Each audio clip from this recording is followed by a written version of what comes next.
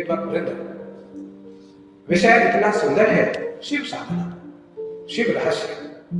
निसंदेह आशीष भैया ने हमें जब कहा कि बहुत सारे लोगों के मन में यह बात उत्पन्न हो रही है, किसी न किसी व्यक्ति के द्वारा कि घर में शिवलिंग नहीं रखना चाहिए और बहुत अधिक मात्रा में महामृत्युंजय जप नहीं करना चाहिए, तो मन बड़ा व्यथित हुआ। तो हमने शिव पुराण निकाला, मेरे पास शिव से संबंधित सभी ग्रंथ हैं, हमने शिव पुराण निकाला और लगभग 12 दिनों में हमने शिव पुराण के संपूर्ण अध्याय को पढ़ने का प्रयास किया कि मूल रहस्य क्या है, मूल तत्व क्या है। तो शिव साधना से पूर्व हमने नामस्मरण कराया राम का।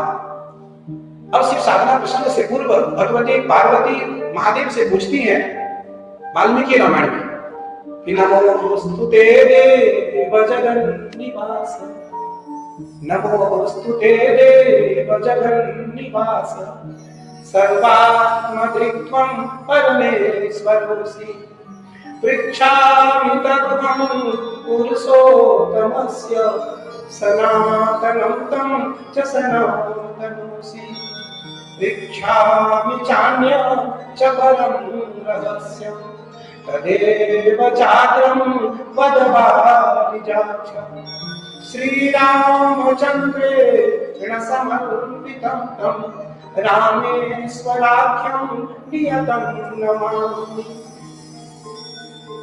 भगवान शिव से मां पार्वती पूछती है, हे महादेव,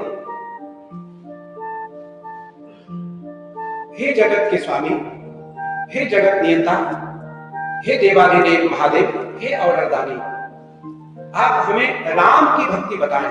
मैं राम की भक्ति कैसे सरल भाव से कर सकूं, क्योंकि मां के मन में कभी कभी संदेह आ जाता था। हम लोगों के मन में संदेह उत्पन्न करने के लिए मां के मन में कभी संदेह नहीं आ सकता है। मां कभी राम के लिए, मां कभी किसी संत के लिए, किसी ऋषि के लिए संदेह नहीं कर सकती है, लेकिन राम को समझने के लिए, राम को जानने के लिए मां के मन में कभी कभी संदेह आता है, हमारे जैसे व्यक्ति की जड़ बुद्धि को पवित्र करने के लिए। एक बार त्रेता युग माही, शंभु गए कुंभज सिपाही, संग सती जग जननी भवानी, पूज्य ऋषि अखिलेश्वर जानी। एक बार त्रेता युग का मध्यकाल था। भगवान शिव मां उमा के साथ, मां सती के साथ दक्षिण की ओर जा रहे हैं कुंभज ऋषि, अगस्त्य ऋषि के आश्रम में राम कथा सुनने के लिए, और संग में मां उमा, मां सती भी है। मां को पल भर के लिए संदेह अगस्त्य ऋषि के आश्रम में भी होता है, और भगवान राम जब उस समय सीता के खोज में, हे खग मृग हे मधुकर श्रेणी, तुम देखी सीता मृग नैनी, भगवान राम कलकल वेश में, कासाय वस्त्र में मां को ढूंढ रहे हैं। उस समय भगवान राम को शिव ने प्रणाम किया। उस समय भी मां के मन में पल भर के लिए संदेह हुआ, हम लोगों की जड़ बुद्धि को पवित्र करने के लिए। मां तो अंतर्यामी है।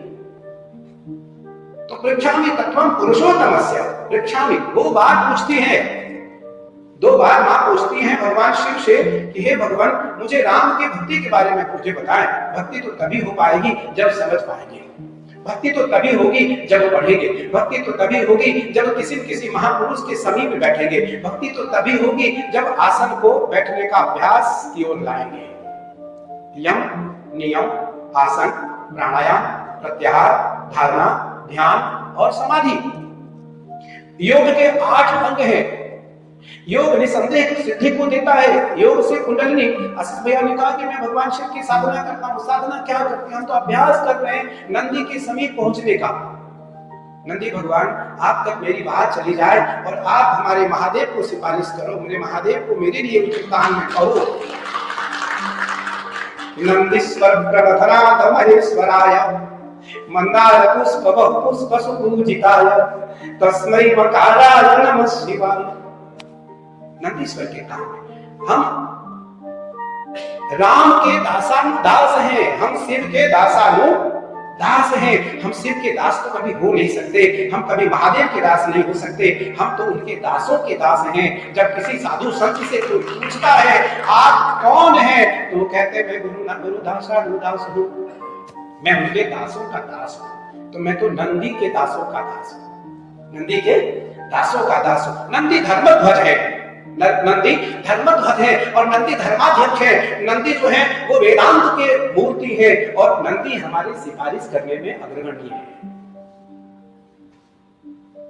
तो नमोस्तुते देव जगन निवास, हे जगन निवास, हे जगत नियंता, जगत में निवास करने वाले, जगत के शिव भक्त ही नहीं, राम भक्त और शिव भक्त, कृष्ण भक्त और विष्णु भक्त, शैव और वैष्णव, वारकरी और निम्बाल, गौड़िये और अन्य पंथ के जो लोग हैं उसमें क्या भेद है? कोई भेद नहीं है। शिव द्रोही मम दास कहावा, सुनर सपने मोहिन पावा। जो शिव का दास है और मेरा शत्रु है वो कभी शिव को स्वप्न में भी नहीं पा सकता, और जो राम का दास है, शिव का शत्रु है, शिव को शत्रु मानता है, वो कभी राम को स्वप्न में भी नहीं पा सकता है। एक दूसरे के पूरक है।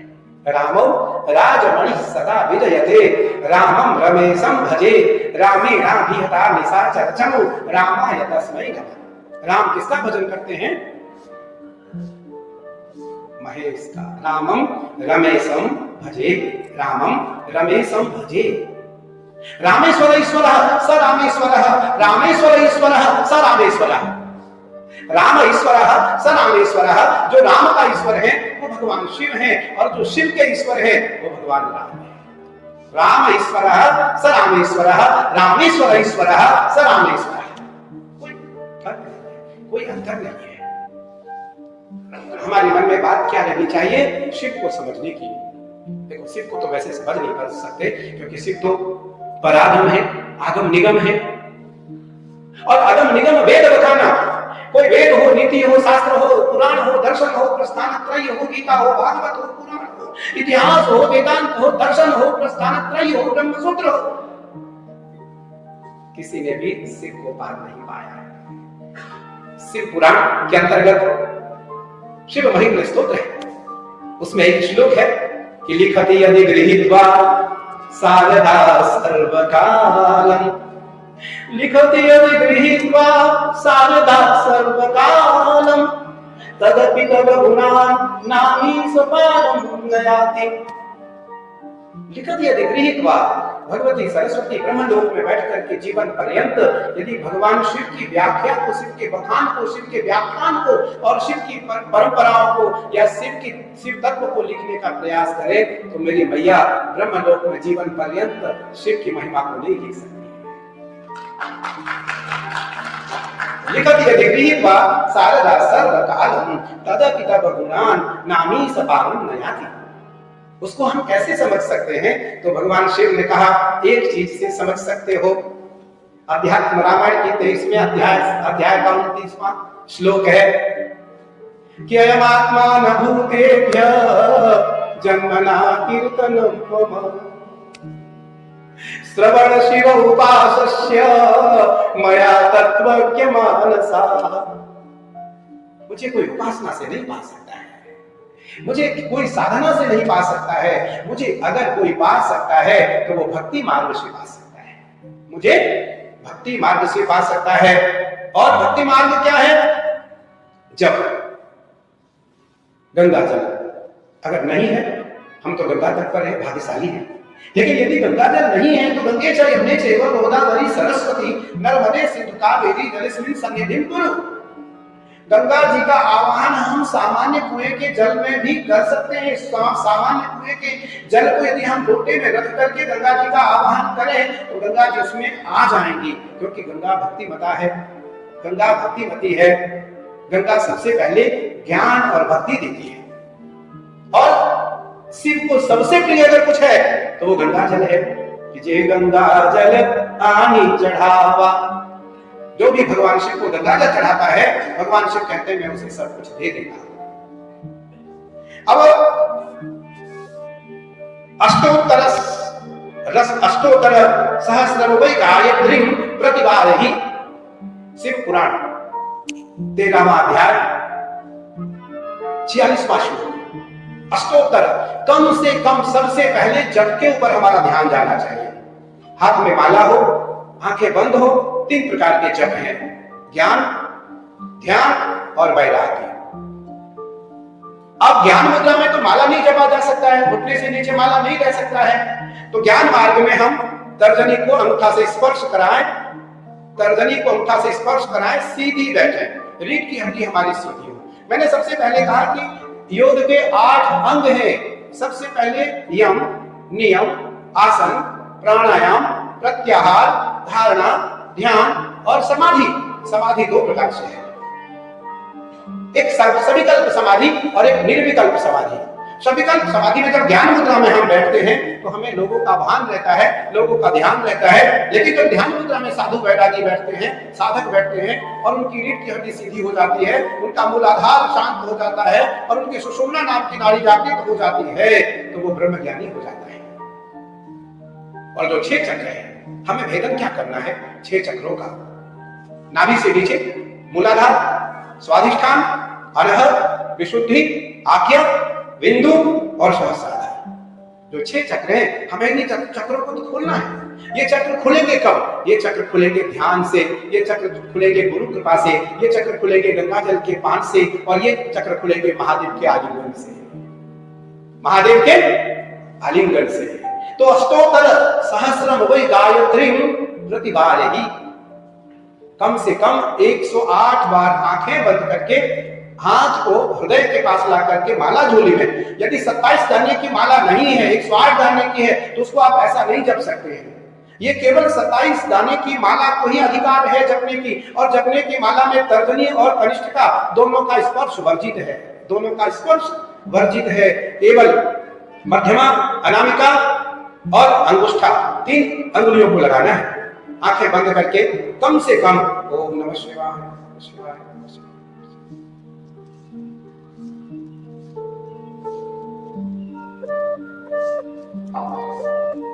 प्रसन्न मुद्रा में जब करते समय कभी आपका मुख मलिन ना हो, कितनी भी चिंता हो छोड़ दो उसे, चिंता ठाकुर को दे दो, चिंता महादेव को दे दो। आपको केवल जप की चिंता करो, आपको केवल जप की चिंता करो, आपकी चिंता महादेव करेंगे, आपकी चिंता महादेव करेंगे। तो सबसे पहले तो जप, और जप से पूर्व आसन। मैं जिस आसन पर बैठा हूं ये सिद्धासन है, महादेव का आसन है। महादेव पद्मासन में कम बैठते हैं, सिद्धासन पर बैठते हैं। सिद्धासन के लिए दाएं पैर को नीचे करना है, नीचे करना है, लिंग, त्वचा और भुजा को स्पर्श कराना है, और बाएं पैर को लिंग, त्वचा और भुजा के ऊपर रखना है और दबा देना है। कुछ पल के लिए आपकी खेचरी खुल जाएगी, आपका मूलाधार स्निग्धन होने लगेगा, आपके मूलाधार में कंपन होने लगेंगे, और आपकी धीरे धीरे धीरे धीरे धीरे धीरे आपकी कुंडलिनी जागृत होने लगेगी, और जब में आपका मन लगने लगेगा, आपका मन स्वतः महादेव में विलीन होने लगेगा। तो अष्टोत्तर कम से कम संख्या 108 हो मंत्र की, और मंत्र कभी जल्दी में न जपे, मंत्र को कभी बोल करके न जपे। अगर एकांतवास है, आपके आसपास कोई व्यक्ति नहीं है जो आपकी आवाज नहीं सुन पा रहा है, तो आप मंत्र बोल करके जपे, वरना मन को मंत्र में जपे, मंत्र को मन में जपे।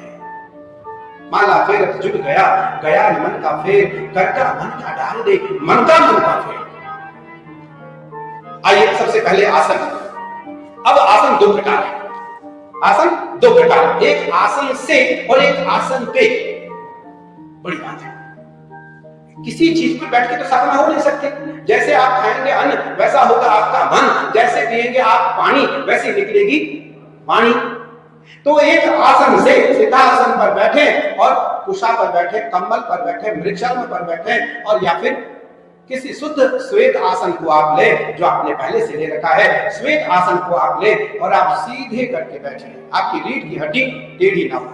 साधना बहुत काल का नहीं है, बहुत काल की साधना तो साधनों के लिए है।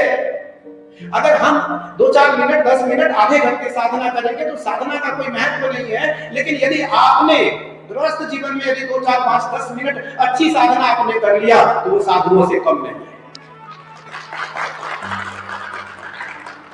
लेकिन यदि हम 2, 4, 5 मिनट साधना करेंगे तो उसका कोई महत्व नहीं है। तो हमारा आसन तो कम से कम, गीता में कृष्ण ने कहा, गीता में भगवान कृष्ण कहते हैं, स्वस्व कर्म निरतिम ससिद्धिं जायते नरः। कम से कम 3 घंटे एक आसन से बैठने का अभ्यास तो जरूर होना चाहिए। 3 घंटे एक आसन से जो व्यक्ति 3 घंटे बैठ लेगा, उसका आसन स्वतः सिद्ध हो जाएगा, उसका आसन स्वतः सिद्ध हो जाएगा। उसको सिद्धि करने की आवश्यकता नहीं है, उसको आसन सिद्ध करने की आवश्यकता नहीं है। तो सबसे पहले आसन, महादेव के पास जब बैठे तो देवम भूत्वा देवम यजेत। देखो शास्त्र ने कहा है कि देवम भूत्वा देवम यजेत, देवम भूत्वा देवम यजेत। राक्षस, दानव या सामान्य पशु, सामान्य मानव कोई भी भगवान की उपासना नहीं कर सकता है बिना देवत्व बने, शरीर में देवत्व लाए। तो देवम भूत्वा देवम यजेत। यहाँ बहुत सारे वेद के विद्वान बैठे हैं, वेद का ही यह सूक्त है, देवम भूत्वा देवम यजेत। पहले देवता बनो, फिर देवताओं की उपासना करो। अब देवता कैसे बन सकते हैं हम? तो भगवान शिव की उपासना से पहले जब सावन मास चल रहा हो और जो व्यक्ति भगवान शिव की उपासना में सावन में रहता हो, लगा हुआ हो या लगना चाहता हो, वो सबसे पहले पंचगव्य का प्राशन करे। पंचगव्य किसे कहते हैं? गैया के दूध, गैया की दही, गैया की घी, गैया के गोबर और गैया की गोमूत्र, 5 को एक साथ मिलाएं और गायत्री मंत्र बोलते हुए 3 बार पंचगव्य का प्राशन करें। और गंगा में या जहां आपका स्नान करने का स्थान है वहां गंगा, यमुना, सरस्वती, कावेरी, कृष्णा, गोदावरी, नर्मदा का ध्यान करके आप उसमें स्नान करें। और हमारी परंपरा है शिवलिंग की, हम गंगा जी में रहते हैं तो हमारे पास शिवलिंग भी रहता है, तो हम वहां अभिषेक करते हैं। इस अंगूठे को दोनों अंगुलियों के बीच में, 4 अंगुलियां हैं, दोनों अंगुलियों के बीच में अंगूठे को ले आए और इसको ऐसे कर दें बाएं हाथ को, और दाएं हाथ से हम इसके ऊपर गंगा जल डालते रहेंगे तो भगवान शिव को स्नान कराने का फल प्राप्त हो जाएगा। इसके लिए जो मंत्र है वो बहुत सारे मंत्र हैं, बहुत सारे मंत्र हैं, लेकिन जिसको बहुत सारे मंत्र ना आते हो वो 12 ज्योतिर्लिंगाष्टकम बोलते हैं। सौराष्ट्र के सोमनाथं श्रीशैल्ये मल्लिकार्जुनम उच्चैन्यां महाकालं ओंकारमलेश्वरम परन्यां वैद्यनाथं च डाकिन्यां भीमशंकरम सेतुबन्धेतु रामेशं नागेशं द्वारकावने वाराणस्यां तु विश्वेशं त्र्यम्बकं गौतमी तटे हिमालये तु केदारं कृष्णेशं च शिवालये एतानि ज्योतिर्लिंगानि सायं प्रातः पठेत् नरः सप्तजन्म कृतं पापं स्मरणेन विनश्यति। लेकिन जो वेदज्ञ लोग हैं, जो वेद पाठी हैं, वो तो इसका 15 मंत्र का पाठ कर रहे हैं। नमस्ते पुराणमे भवतो देवे नमः बाहुभ्यां नमः जाते प्रशिवाकं गोगा बाबगासनि दयानं सर्वासं तमया कृष्णनाम जाते नाम मंत्र से विवर्ग सर्वे शिवान के प्रधान गुरुमाय गुरु से गुरु। इस प्रकार से वेद का मंत्र बोले। भगवान को सबसे प्रिय क्या है? वेद मंत्र है। देवाधीनं जगत सर्वम, संपूर्ण जगत किसके अधीन है? महादेव के अधीन है, मां के अधीन है। देवाधीनं जगत सर्वम मंत्राधीनं च देवताः, और संपूर्ण जगत ईश्वर के अधीन है, ईश्वर मंत्र के अधीन है, और वह मंत्र साधकों के अधीन है, वह मंत्र साधक के अधीन है। तो सबसे पहले भगवान शिव के पास बैठने से पहले हम पंचगव्य प्राशन करें, गंगा जल पिए और जल का भस्म लगाएं, जल का तिलक लगाएं, नहीं तो भस्म लगाएं, चंदन लगाएं। हमारे यहाँ तीनों परंपरा है। जो चंदन नहीं लगा सकता है वो हाथ में जल ले, अभिमंत्रित करें। अगर आपको मंत्र नहीं आता है तो ह्रीं ओम नमः शिवाय, ह्रीं ओम नमः शिवाय, ह्रीं ओम नमः शिवाय, ह्रीं ओम नमः शिवाय, ह्रीं ओम नमः शिवाय, ऐसे आप 5 बार बोलें। और इन तीनों अंगुलियों से तर्जनी को हटा दें, मध्यमा, अनामिका और कनिष्ठिका, इन तीनों से आप त्रिपुंड लगाएं जल का। और सबसे पहले मस्तक पर 1 2 3 4 5 6 7 8 9 10 और 11। आप 12 जगहों पर, जो पुरुष हैं वो 12 जगहों पर लगाएं, जो स्त्रियां हैं वो केवल 2 जगह पर लगाएं, मस्तक पर और कंठ पर। कंठे रुधित मानसं नतुमया सस्रेव साधु जन। अध्यात्म भगवान शिव ने कहा है कि जो कंठ में मेरा ध्यान करता है उसकी कंठ कभी रुधती नहीं है, वो मरते समय कभी रोता नहीं है, मरते समय कभी बाह्य चिंताओं का उपयोग नहीं करता है, वो अंत में मुझे ही याद करता है, अंत में मुझे ही याद करता है। अंतया मति सागति, अंतया मति ही सागति ही, अंत में जो मति होती है वही गति मिलती है। आइए उसके बाद हम शिवलिंग के पास बैठे, शिवलिंग के पास बैठे, आसन लगाएं, बाएं हाथ की तरफ हम आचमनी और पंचपात्र रखें, दाएं हाथ पर हम त्वष्टा रखें, चांदी हो, पीतल हो, तांबा हो, 3 चीजों में से कोई एक चीज हो। बाएं हाथ पर आचमनी और पंचपात्र हो, दाएं हाथ पर त्वष्टा हो, और बाएं हाथ से हम जल लें दाएं हाथ में, और सबसे पहले भू का पूजन करें, भू देवी पृथ्वी का पूजन करें, पृथ्वी का पूजन करें, पृथ्वी का पूजन करके पृथ्वी का ध्यान करें। अगर आपको मंत्र आता है तो 3 मंत्र बोले आप, या देवी सर्वभूतेषु पृथ्वी रूपेण संस्थिता नमस्तस्यै नमस्तस्यै नमस्तस्यै नमो नमः, या देवी सर्वभूतेषु लक्ष्मी रूपेण संस्थिता नमस्तस्यै नमस्तस्यै नमस्तस्यै नमो नमः, या देवी सर्वभूतेषु मातृ रूपेण संस्थिता नमस्तस्यै नमस्तस्यै नमस्तस्यै नमो नमः। 3 मंत्र को बोले और पृथ्वी पर त्रिकोण बनाए, त्रिकोण बनाए और त्रिकोण में बीच में मां का बीजाक्षरी लिखे। मैं उसको माइक पे नहीं बोल सकता, मां का बीजाक्षरी लिखे और योनि मुद्रा से मां को, महामुद्रा से मां को प्रणाम कर दो। हमारी रक्षा कौन करती है? वो बीज मंत्र करेगी। साधना में अगर कोई तकलीफ आता है, साधना में यदि हमें टॉयलेट बाथरूम लगते हैं, भूख लगती है, नींद लगती है, हमें तकलीफ होती है, हमें ब्लड प्रेशर है, शुगर है, बीपी है, अन्य अगर बीमारियां मुझे है और मुझे कठोर साधना करनी है, तो साधना में मेरा सहायक कौन होगा? तो वो बीज मंत्र। बीज मंत्र हमारी साधना में हमारे सहायक होंगे। मां को प्रणाम करें और प्राणायाम करें। प्राणायाम करें, प्राणायाम के लिए हाथ में गंगा जल या जल लें और वियोग करें, पुनः प्राणायाम करें।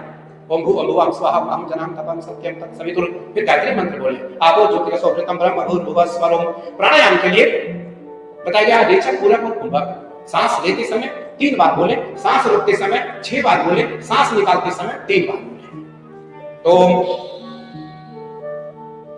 इस बार जब आप जोर से सांस को खींचेंगे धीरे से, भू अम्बुवाम स्वाहा अहम जनाम तपम सत्यम तत्सवितुर, गायत्री मंत्र। फिर आपको ज्योतिरसो घृतम ब्रह्म भूर्भुवः स्वरम अम्बुवाम स्वाहा अहम जनाम तपम सत्यम तत्सवितुर। इस प्रकार से 3 बार सांस खींचते समय। अब ध्यान ये रहे कि सांस खींचते समय हमें ब्रह्मा का ध्यान करना है, सांस खींचते समय हमें ब्रह्मा का ध्यान करना है, सांस रोकते समय हमें भगवान विष्णु का ध्यान करना है और सांस निकालते समय हमें भगवान शिव का ध्यान करना है। प्राणायाम हो गया।